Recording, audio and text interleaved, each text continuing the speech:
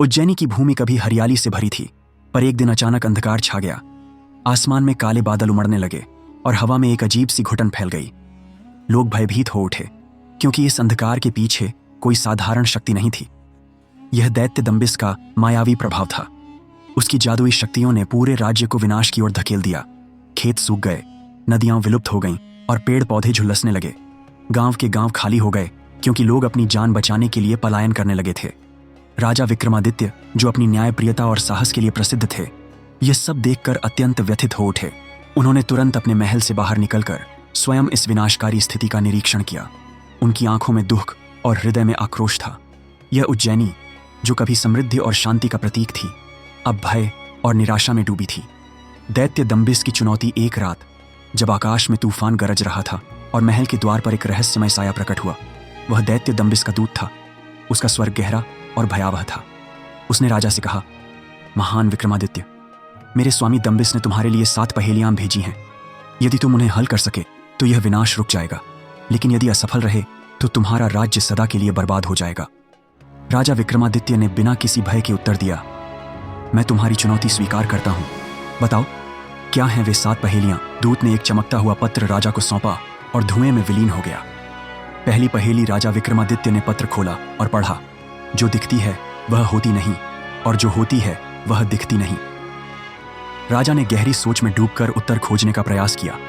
उन्होंने जंगल की यात्रा शुरू की, जहां एक शांत झील में उन्होंने अपना प्रतिबिंब देखा।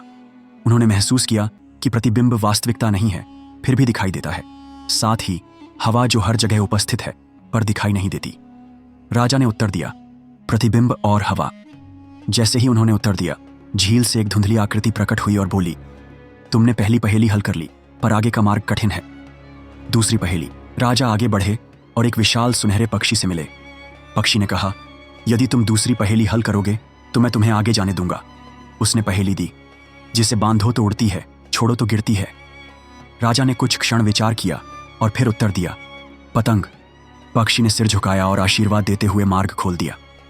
तीसरी पहेली। घने जंगल में आगे बढ़ते हुए राजा एक वृद्धा से मिले, जो रो रही थी।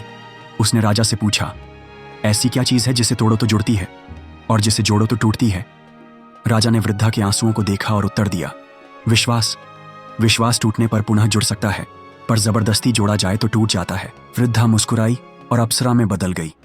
उसने कहा, यह केवल बुद्धि की नहीं, हृदय की भी परीक्षा थी। तुमने इसे सफलतापूर्वक पूरा किया। चौथी पहेली। राजा एक गुफा के पास पहुंचे, जहां एक दीपक जल रहा था। जैसे ही सूर्य की पहली किरण गुफा में पड़ी, दीपक बुझ गया। राजा ने उत्तर दिया, छाया। यह प्रकाश के साथ आती है और उसके हटते ही लुप्त हो जाती है। गुफा का द्वार खुल गया और राजा ने यात्रा जारी रखी। पांचवीं पहेली। आगे एक सूखा कुआं मिला, जिसमें से एक आवाज आई, ऐसी क्या चीज है जिसे जितना दो उतना कम होता जाता है? राजा ने उत्तर दिया, समय।